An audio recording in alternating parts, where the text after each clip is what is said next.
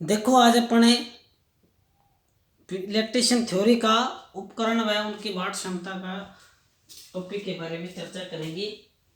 उसमें क्या है, जितने भी अपने उपकरण होते हैं इलेक्ट्रिशियन के अंदर, चाहे अपना लैंप है, चाहे अपना पंखा है, चाहे अपनी ट्यूबलाइट है, चाहे अपनी प्रेस है, जितने भी है उनकी क्या वाट क्षमता होती है। अलग अलग उपकरण की अलग अलग वाट क्षमता होती है और उस वाट क्षमता के उपकरण है वो अलग अलग वाट क्षमता के बनाए जाते हैं। ठीक है भाई, तो अलग अलग वाट क्षमता के अलग अलग उपकरण बनाए जाते हैं। जो जितनी ज़्यादा पावर क्या है सहन कर सके उसी हिसाब से क्या उपकरण बनाए जाते हैं।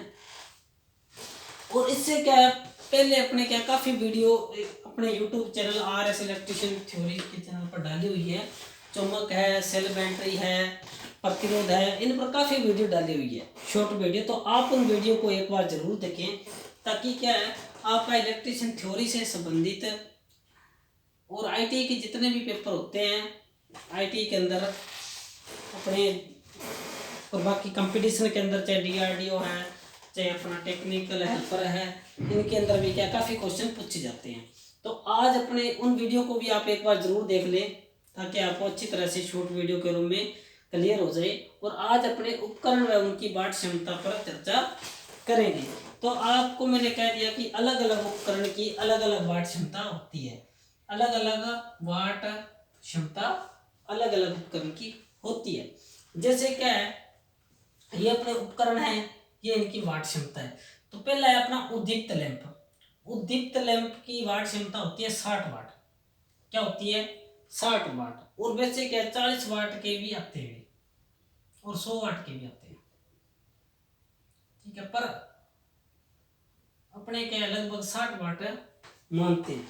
तो क्या है, जो अपने क्या है, जो अपने घरों के अंदर आपने देखे होंगे LED से पहले जो लैंप चलते थे वो जो पीली रोशनी देते थे वो क्या अपने 40 वाट है, 60 वाट है, 100 वाट क्षमता के बनाए जाते थे।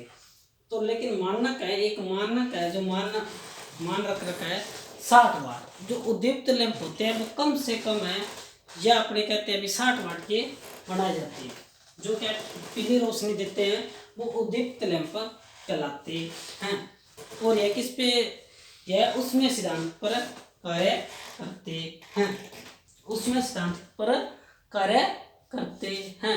उसके बाद अपना छत का पंखा। छत का आपको पंखा का पता है कि छत के जो पंखा है उसके अंदर जो मोटर लगी होती है वो कैपेसिटर, स्थायी कैपेसिटर होती है। छत के पंखे के अंदर जो मोटर लगी होती है वो कैसी होती है, वो स्थायी कैपेसिटर प्रकार का मोटर पाई जाती है। और इस छत के पंखे की जो वाट क्षमता होती है वो कितनी होती है, लगभग 60 वाट होती है। और आपको पूछने कल को पंखा है वो कैसे घूमता है, क्लॉकवाइज घूमता है या एंटी क्लॉकवाइज घूमता है? तो पंखा हमेशा है वो एंटी क्लॉकवाइज घूमता है। कैसे घूमता है? एंटी क्लॉकवाइज, यानी कि घड़ी की उल्टी दिशा में, वामावर्त। निम्न भाषा में उसको वामावर्त भी बोला जाता है। वामावर्त या घड़ी की उल्टी दिशा में घूमता है। उसके बाद है विद्युत इस्त्री। विद्युत इस्त्री यानी कि प्रेस। जो विद्युत प्रेस होती है जिससे अपने क्या है कपड़े प्रेस करते हैं, कपड़ों पर चमक लाने के लिए या सिलवटें सीधी करने के लिए अपने क्या विद्युत इस्त्री का इस्तेमाल करते हैं। और यह विद्युत इस्त्री है वो 750 यानी कि 750 वाट क्षमता की बनाई जाती है। कितनी होती है विद्युत इस्त्री होती है वो लगभग कितनी होती है 750 यानी कि 750 वाट की होती है। उसके बाद है टेबल फैन। क्या है? Table fan. फैन कोई सा भी हो लगभग कितना होता है भाई 60 वाट का ही होता है। फैन कौन सा ही हो लगभग क्या है ज्यादातर अपने 60 वाट का ही लेते हैं। ठीक है भाई, देखो इसमें क्या कॉमन चीज क्या ही है, उद्दीप्त लैंप 60 वाट, छत का पंखा 60 वाट, टेबल पंखा 60 वाट। ठीक है, तो कंफ्यूजिंग होने वाली कोई बात नहीं है। उसके बाद है 5 एम्पियर 3 पिन सॉकेट। जो अपने घरों के अंदर ज्यादातर सॉकेट यूज किए जाते हैं 5 एम्पियर तक के सॉकेट यूज किए जाते हैं। और 3 पिन सॉकेट होते हैं। 3 पिन यानी कि जिसके अंदर 3 पिन लगी होती है। क्या लगी होती है? 3 पिन लगी होती है। ये पिन किसकी होती है? ये अर्थ की होती है, और ये किसकी होती है, फेज की होती है, और ये किसकी होती है, न्यूट्रल की होती है। किसकी होती है, न्यूट्रल की होती है। तो काफी बार क्वेश्चन पूछा गया है कि फेज को किस भाग में स्थापित किया जाता है, तो वो हमेशा दाएं भाग में स्थापित किया जाता है। किसमें किया जाता है, दाएं भाग में स्थापित किया जाता है। और बाएं में किस लिए न्यूट्रल स्थापित किया जाता है। और ऊपर वाला जो बड़ा होता है वो किसका होता है, वो अर्थ का होता है। ठीक है भाई, अर्थ की पिन हमेशा बड़ी रहती है, क्योंकि जो अपने प्रतिरोध लगे होते हैं, और जिस प्रतिरोध का क्या है व्यास ज्यादा होता है, या जिस वायर का व्यास ज्यादा होता है, उसका प्रतिरोध हमेशा कम होता है। ठीक है भाई, और यह किसके बने होते हैं, ये पित्तल के बने होते हैं। किसके होते हैं, पित्तल के होते हैं, ब्रास। तो पित्तल यानी कि पित्तल वो एक मिश्र धातु है। किसकी है, इसे आप एक ट्रिक से याद कर सकते हैं, पिताजी।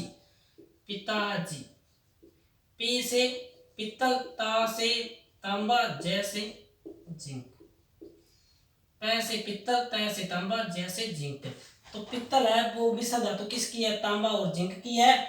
और जो ये पिन बने होते हैं, यह किसके बने होते हैं, पित्तल के बने होते हैं। और इसके पीछे जो स्क्रू लगे होते हैं, जिसमें पे अपने वायर को क्या टाइट करते हैं, वो भी किसकी होती है, अपने पित्तल की होते हैं। ठीक है भाई, उसके बाद है 5 एम्पियर 3 पिन सॉकेट है, वो लगभग अपने कितने वाट के होते हैं, 100 वाट तक के होते हैं। ठीक है, उसके बाद है 15 एम्पियर। 15 एम्पियर पावर, यानी कि पावर जो हाई पावर लेते हैं 15 एम्पियर तक, यानी कि सबसे ज्यादा हाई पावर 15 एम्पियर तक के जो पावर सॉकेट है, वो कितने वाट के, वो लगभग 1000 वाट तक के बनाए जाते हैं। 1000 वाट क्षमता के होते हैं। उसके बाद एयर कंडीशनर। एयर कंडीशनर यानी कि जो हवा देने वाला होता है, गर्म हवा फेंकता है। ठीक है, तो वो लगभग कितने होते हैं, गर्म या ठंडी, कई गर्मी फेंकते कई ठंडी फेंकते। ठीक है, अलग अलग हिसाब से होता है। तो एयर कंडीशनर है वो लगभग कितना होता है, 2400 वाट। कितनी क्षमता के बनाए जाते हैं, सबसे ज्यादा वाट क्षमता है इसकी, 2400 वाट क्षमता तक की एयर कंडीशनर वाट क्षमता होती है एयर कंडीशनर की। और एयर हमेशा क्या है, किस में मापी जाती है, टन में मापी जाती है। किसमें, टन में मापी जाती है। उसके बाद आता है अपना पानी वाली जो मोटर होती है, मोटर पानी। तो पानी वाली जो मोटर होती है, मोटर की हमेशा किस में होती है क्षमता, वाट क्षमता हमेशा एचपी में मापते हैं, यानी कि हॉर्स पावर। किस में मापते हैं, हॉर्स पावर के अंदर मापी जाती है। तो पानी मोटर की होती है वो कितनी होती है, लगभग 0.5 एचपी होती है। और एचपी आपको पता है भारत के अंदर कितनी है, एक भारत, एक होती है ब्रिटिश।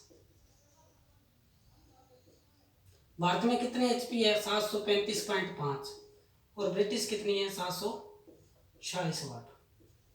ठीक है, ये भी ध्यान रखना, भारत के अंदर 735.5 वाट तक वाट से अपने जो एचपी है, भारत में 735.5 वाट होती है, ब्रिटिश में 740 वाट एचपी होती है, याद रखना। तो मोटर वो इसे अपने एचपी में मापते हैं, हॉर्स पावर। एचपी का पूरा नाम हॉर्स पावर होता है, और 0.5 क्षमता तक के की पानी वाली मोटर होती है। उसके बाद है गीजर। गीजर है वो लगभग 1500 वाट क्षमता तक के बनाए जाते हैं। कितने वाट क्षमता के बनाए जाते हैं, लगभग 1500 वाट क्षमता के बनाए जाते हैं। और इसके अंदर जो एमसीबी लगी होती है गीजर में, वो एल प्रकार की होती है भी, याद रख लेना। तो अपने घरों के अंदर जो एमसीबी लगती है गीजर पर, वो एल प्रकार की लगी होती है। काफी बार क्या है, लाइनमैन के अंदर क्वेश्चन पूछा भी किया है, एल श्रेणी की जो एमसीबी है वो किस में यूज की जाती है, तो वो गीजर के अंदर यूज की जाती है।